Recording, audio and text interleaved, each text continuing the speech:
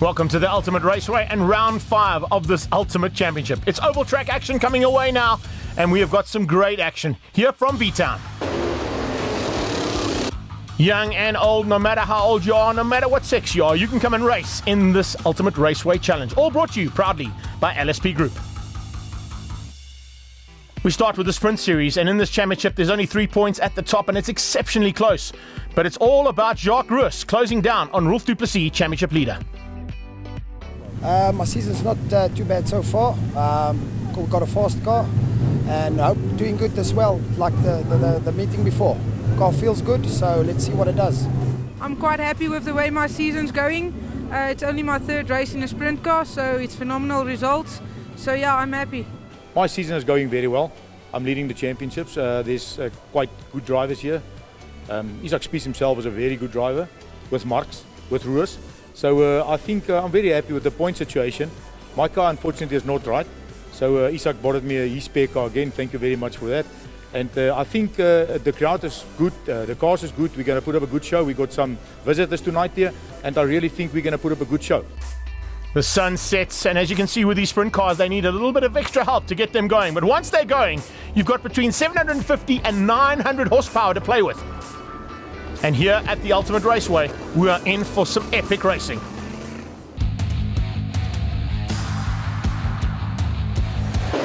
Heat 1 is done with a ball draw, and Rochelle Du Plessis has got that pole position and capitalizes on it. Talliard right on her tail as they go into turn 1, and you've got a couple of seconds in this lap. The 2 car of Rolf Du Plessis looking to go around the outside of Talliard. Can he make it stick? No, not quite. Just having to go the long way around. It's not the easiest way around the circuit, but he definitely makes it stick as he comes through to complete lap number 2. Rolf Du Plessis now closing down on his daughter, and have a look at Roos. Roos is starting to come through there as well. So is Freddie Mark. A super start there from those guys, but the lady leads things out, and it doesn't look like anybody is going to catch her. She's got it all to do here in heat number 1. Slowly but surely, the 0 car starting to come into play there. Jacques Roos is definitely on the charge and goes around the outside of Rolf Du Plessis.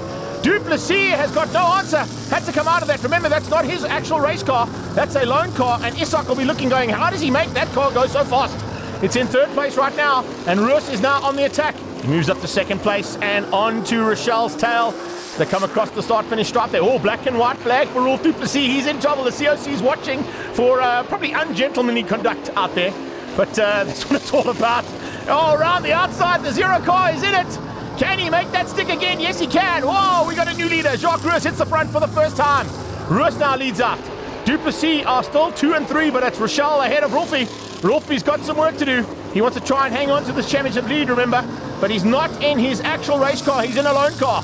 So doing the best he can and consolidating as many points as he can get here tonight. What a go. 2 to go for these guys and girls. In the backpack, you can see 47. That is Donnie van Rooyen, and Andries Marks having a great little fight there for 5th and 6th place. And there's nothing in it between them as well. Great to see right on their tail there, Charles Carlson Sr., and then it's Charles Halley at the back. But now, with only a couple of seconds to go, no one is going to catch Jacques Roos. Jacques Roos has got this down. The checkered flag is waiting. He takes the first heat, and that's what it's all about. Du Plessis are 2 and 3 ahead of Marks, Van Rooyen, Carlson Sr., and Halley in 8th. Let's catch up with 2nd place Rochelle Du Plessis. Yeah, my first race went very well. I started first pole and then managed to keep my head in there and take the 2nd home, so it was very good for me. Heat number 2 now, and it's an inverted grid from heat 1, so it means that the top 2 will be right at the back of the field. And it's all about Andries Marks hanging on to the front end. Looks like he's going to try and get away as quickly as he can. He is followed very closely by Charles Halley. Halley is going to have his work cut out for him because here comes Rolfie, and just ahead of Rolfie there's Jacques Roos getting a great start. He's already made up about 2 or 3 positions, and unfortunately Rochelle Du Plessis has been stuck at the back and hasn't made up any positions yet. She's got a lot of work to do now, and there's not a lot of laps to play with here. There around the outside of the 4-7 of Donnie van Rooyen. The 0 cuts on the inside, changes up, and goes onto the late apex, gets up the inside line. What a bit of driving there, coming out of Jacques Roos. Superb stuff. And Rolfie follows him. Rolfie's on the inside now. There's going to be an answer here from Donnie van Rooyen. He shuts him out with a big blue flame of methanol coming out of the side of that car. That's what it's all about in sprint racing. There is no room given here, and it's elbows and big wings thrown at each other.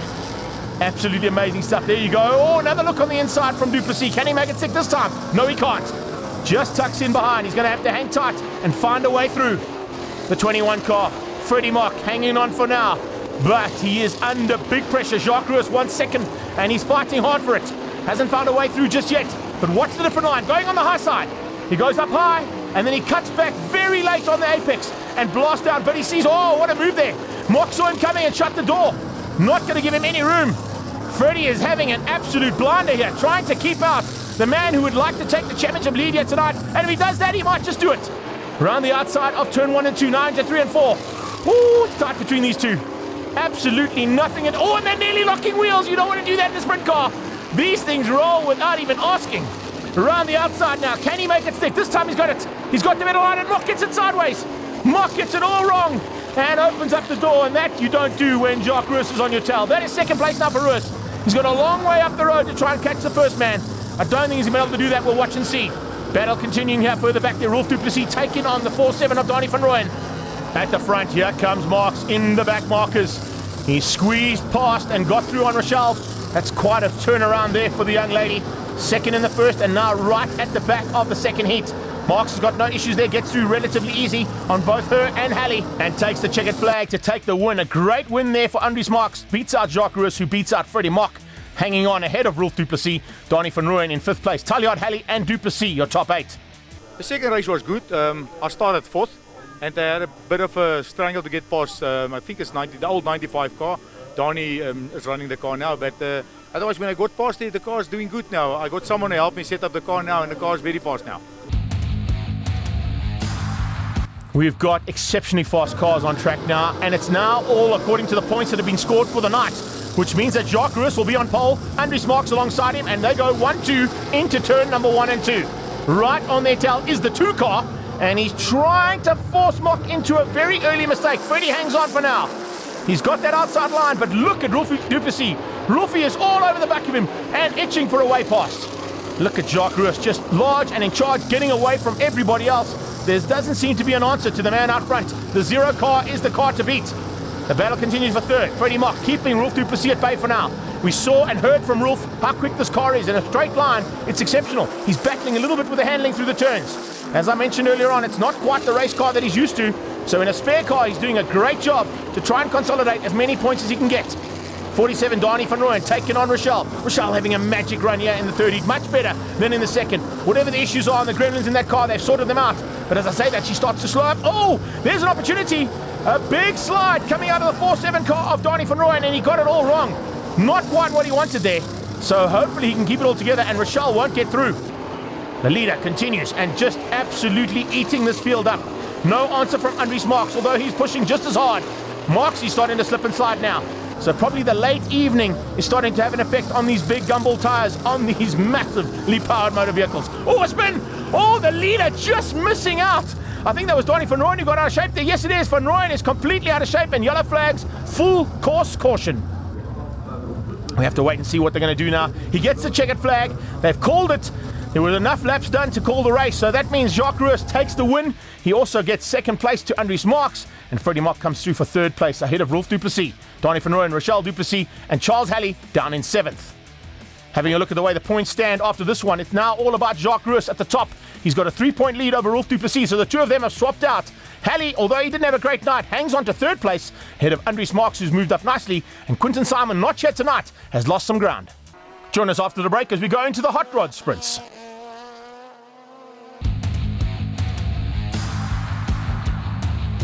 Welcome back to the Ultimate Raceway in V-Town and round 5 of the Oval Track Championship. And we're looking at the hot rods and one of the top lady drivers, Lonica Martens.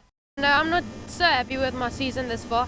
It should have been a bit better, but we managed to fix some stuff. It's our first year in this class, so we're getting there. This young lady's going places in a big way, not only here in the Oval Track Championships, but also in the big V8s. An incredible time in the NX Legends, and now looking to take on the might of this very, very competitive field of hot rods. There you can see sitting down in 3rd place, didn't quite get the start she wanted, but it's James Buerter who leads things out at the moment. Andries Buerter, you can hardly see that car, it's got so much camouflage on, but doing a great job and moving up into 4th place.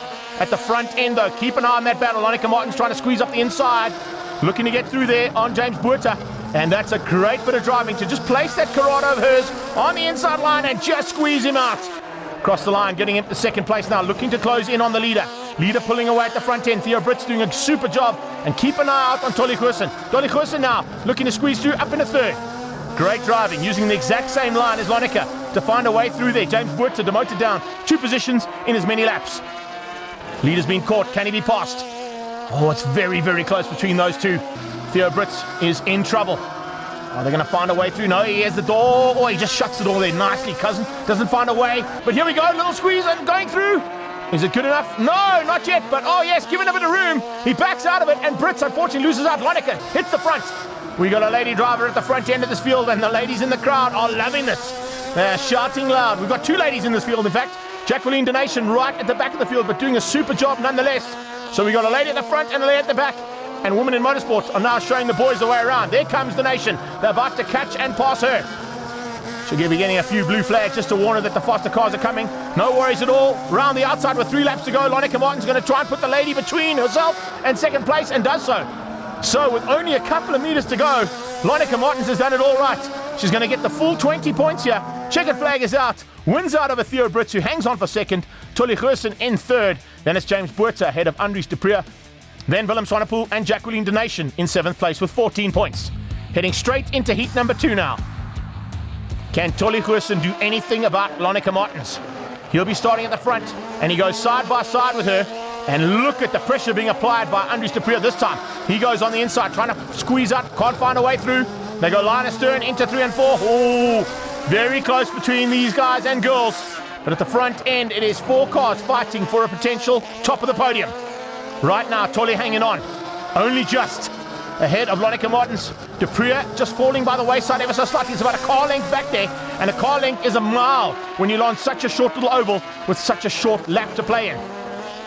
Oh, a little bit of rubbing there from the Denmark car. She's starting to apply the pressure, and Goosen is just sucking it up, saying, no, you're not getting through on me.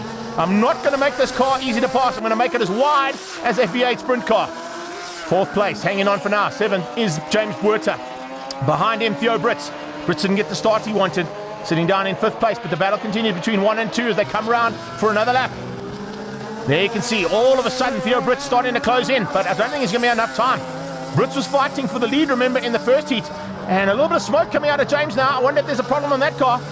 A good possibility that he might have to look at that between the 2 heats and the final. But now as they come across the line, oh, there's only a couple of meters to go. And Martins is applying huge pressure. Massive pressure coming from behind. Tolly Goosen saying, no, young lady, I've been at this for a long, long time. I'm going to show you the way to do the block passes and not allow you through. Flag is out. Goosen wins. Martins in second. She hangs on to the overall lead so far. Andries de Prieur, James Buerta, Theo Brits, Donation, and Swanepoel.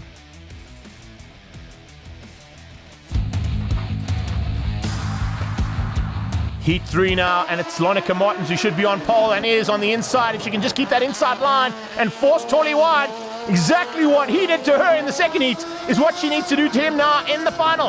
And they're still side by side. That's 4 corners. And this is what it's all about in hot rods.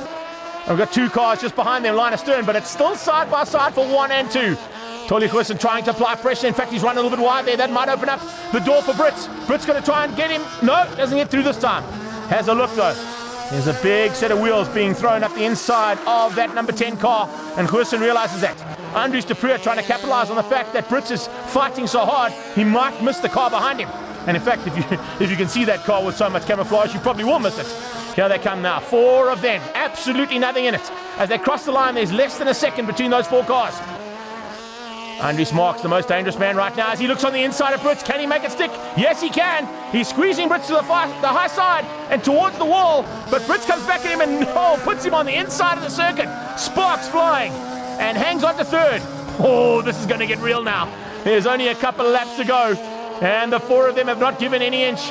In fact, there's about 3 or 4 inches now as Lonica Martins has just bridged a small gap because these 3 boys are fighting so hard for second place. Brits in 3rd, looking for a way through. De Prieur wants a way. Oh, look at that. Has a big look on the inside. Tolly shuts the door. Won't allow any of them. He then puts the car right in the middle of the circuit. Back marker, Jacqueline Donation getting in the way. Will that affect these top 3? No, they won't. They go on the inside. Great driving from the lady. Gets completely out the way. Allows Lonica through. That's given her a little bit more of a margin to play with, and she's going to get the checkered flag with no issues at all here. But 2nd, 3rd, and 4th is not done yet. Oh, look at Marks looking for a way through. He can't. He's gone left, he's gone right, he's gone high, he's gone low. Last lap, flag is out. The white flag is there. Who is going to have what it takes here in this final lap? Mark Donegan on the inside. Can he make it this time? He's not close enough. Lonica Martins has done it. She's got a second victory on the night. That'll give her the overall victory for the evening. And what a great drive there from Tolly Goosen to keep out Brits and Duprea. 5th place goes to Buerta. 6-2 Swanepoel. And Jacqueline Donation comes through for 7th place. So at the end of the night, that's how the points stand. Theo Brits now on the top. Tolly Goosen into 2nd. Rudy Myberg not here this evening after some issues with his car in 3rd place. I'm happy. The car went very well. We did a lot of work on it, my dad and the team. It seems to show off. I just want to give a huge thanks to CJ Bearings for providing me with the tyres, Royal Purple for the oils and lubricants, and Denmark Steel Services for working on the car and making sure that it's 100% all the time. From our hot rods, we move to the 1660s straight after the break.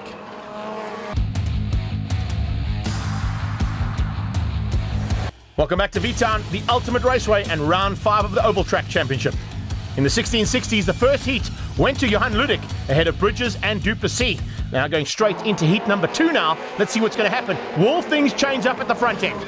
The 5-6 car looks like the car to beat as they head down into the first turn, but 49 is right there as well, pushing hard. Frankie Piver. A 257 has squeezed through there. Mornay Du Plessis. Looks like it's going to be more of the same at the front end.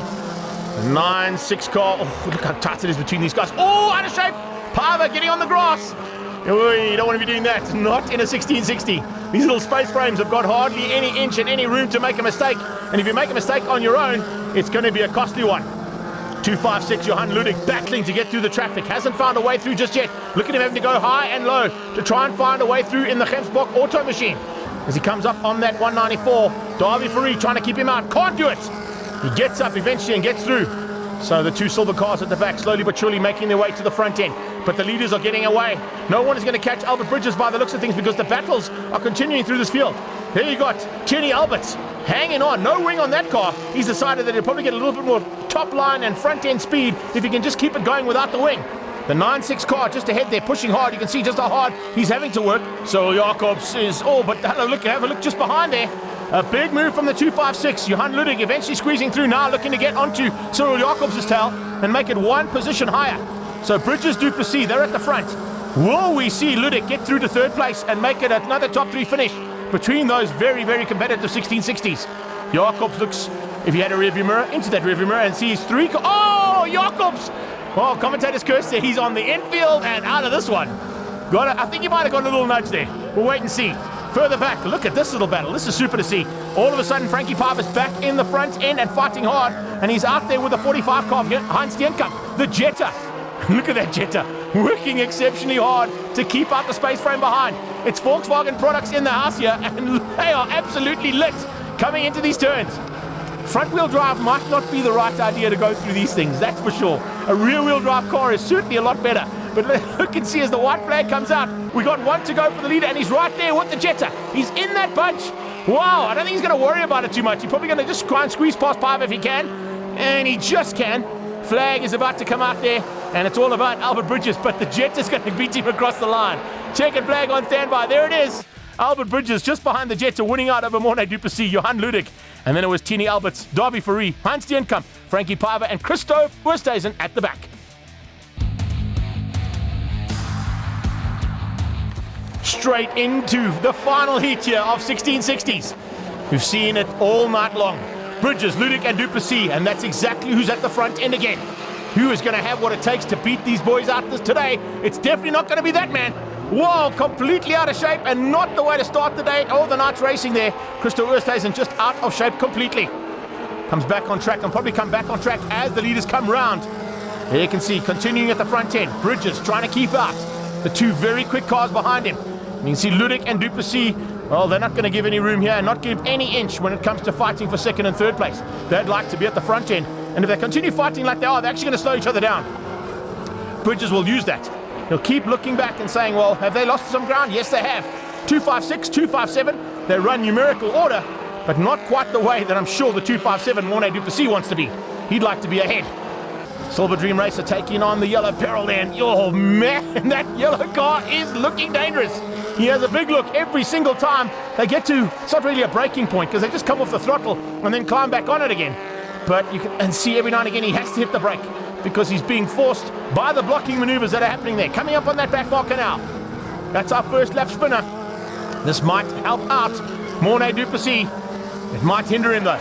If you time this to perfection, and looks like Johan Ludwig is going to try and do that. No, the door's opened up. Great driving from the back marker. Moves completely out the way and allows the two very, very fast cars to go flying past for second and third. They continue. This time now all on their own sim. No assistance being given there by that back marker whatsoever to any of those two, which is great driving from the back marker. Now coming out, only a couple of laps to go, and all of a sudden we've got the 194 of Dawie Fourie. Thinking to yourself, hang on a second, those guys are starting to slow up. Maybe I can squeeze in there and get on the podium. Doesn't look like there's going to be any, no mistakes whatsoever coming out of Johan Ludwig. Goes slightly higher there, just opened up the door, gave Mornay du Plessis a bit of a sniff, but it wasn't enough. And it looks like it's going to be a little bit of a chop and change at the top end of this championship by the time this heat is finished. The Jetta back in the front again. Heinz Steenkamp fighting hard there with Tini Alberts. And Tini Alberts now looking for a way through. The same thing that's happened all race long. It must be very frustrating there for Mornay du Plessis with only one lap to go. Sliding into the final part of this race. Albert Bridges starting to put on a show for the crowd. He realizes he's got enough in hand to start showboating ever so slightly. Ludwig in second and third place. Oh, ho, ho. Absolutely lit there, Mornay du Plessis. Dawie Fourie comes through for fourth. Heinz Steenkamp finishes in 5 ahead of Tini Alberts and Frankie Piver, with Christo Oosthuizen down in 8th. Looking at the way the championship stands, look at that. Also, 3 points at the top. Bridges, du Plessis and Ludwig. Those are the top 3. Those who you need to look out for at the next round.